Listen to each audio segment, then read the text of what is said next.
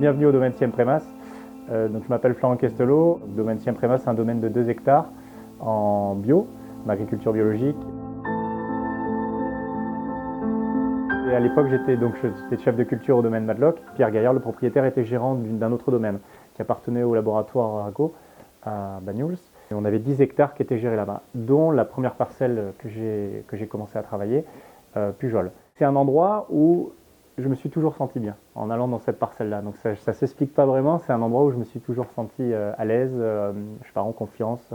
Et donc je me suis toujours dit que s'il y avait un moyen de récupérer cette parcelle, ben, je l'achèterais ou au moins essayer de la louer, enfin essayer de travailler là-bas. Donc le domaine s'est vendu et la personne qui a racheté le domaine, j'ai tout fait pour récupérer la parcelle, j'ai pu récupérer la parcelle et du coup c'est là qu'est né le domaine Siempremas.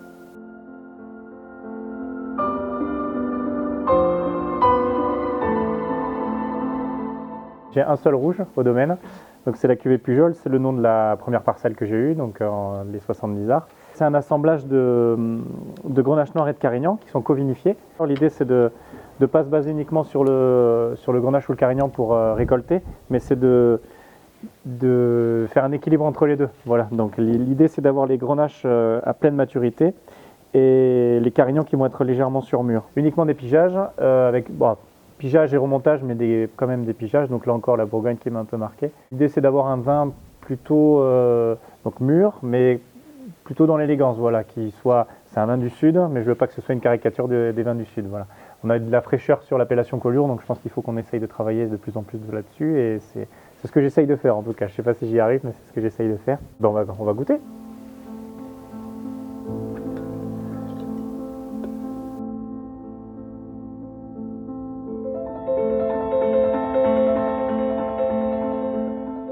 Donc là, on goûte un 2020.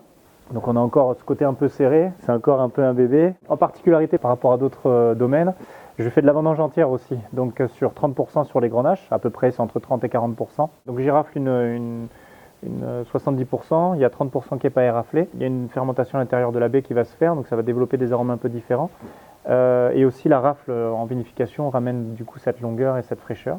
Ça rend le vin un peu austère au départ, mais l'idée c'est plutôt de ramener de la fraîcheur. Et ça tend un peu le vin, donc ça ramène voilà, cette fraîcheur et cette tension sur la longueur. Et ça s'atténue au fil des ans. Donc là on est plutôt sur des fruits noirs, des fruits un peu serrés, voire fruits rouges un peu sur l'acidité. Il y a un côté boisé juste, mais à peine. Après tu as des fruits rouges, tu sais, un peu sur l'acidité, un côté un peu croquant.